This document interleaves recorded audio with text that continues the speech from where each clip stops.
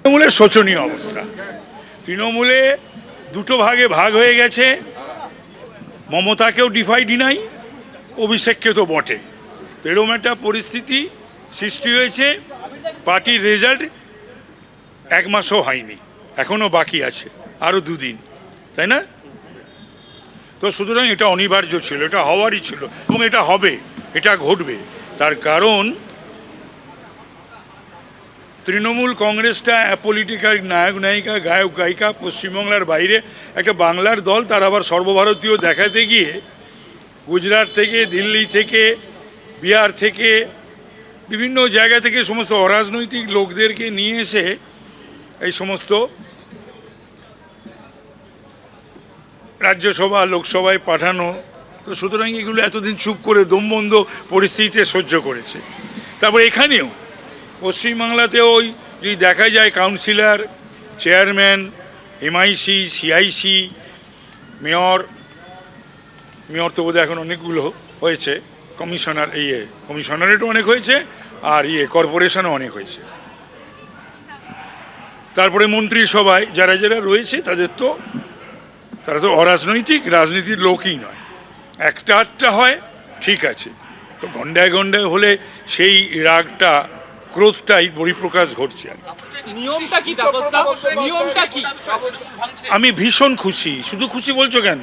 তো আমি কি দুঃখ পাবো নাকি তৃণমূল ভাঙলে? তোমাদেরও বলিয়ারি প্রশ্ন করো সবাই এমন এমন। নিয়ম হচ্ছে পরিষদীয় দল, সেই পরিষদীয় দলের যারা সদস্য অর্থাৎ এমএলএ, সেই এমএলএরা বেশিরভাগই যদি সই করে তাদের নেতা নির্বাচিত করে, যদিও আজকে আমাদের স্পিকার স্যার নেই, স্পিকার আসবেন, তিনি সিদ্ধান্ত নেবেন, কিন্তু বেশিরভাগ যদি চায় সেখানে বিবেচনা করতে হবে। রাজ্য বিধানসভায় এরকম ঘটনা আগে ঘটেছে না, কখনো ঘটেনি। তৃণমূল বলে দল ছিল না তো। পশ্চিমবাংলায় এবং রাজ্য বিধানসভায় যে নতুন নতুন ঘটনা ঘটছে বহু ক্ষেত্রেই গত 15 বছর ধরে, এই সংবিধান যখন লেখা হয়েছিল, রুলস অ্যান্ড রেগুলেশন যখন হয়েছিল, ল অফ দ্য ল্যান্ড যখন, তখন তৃণমূল বলে পার্টিটা ছিল না। সেই জন্যেই মিলছে না কিছু। দিতে পারে, হ্যাঁ, সেক্রেটারিকে দেওয়া যায়।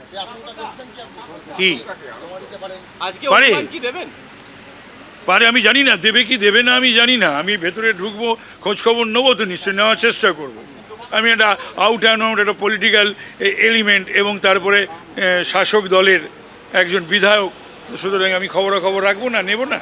শুধু তাই না, ব্যবস্থা আপনি পরিষদীয় দল অত্যন্ত ভালো করে সামলাতেন, দেখতে পাওয়া যেত বহুদিন ধরে। সেটা একটু আধটু জেনেছি, শিখেছি মাত্র। অনেকের অন্য কিছু জানার শেখার অভ্যাস থেকে বা সেদিকে নজর থাকে, আমার সেটা ছিল না। সবারের বিধায়ক একটু পরিষদীয় রীতিনীতি জানার চেষ্টা করেছি।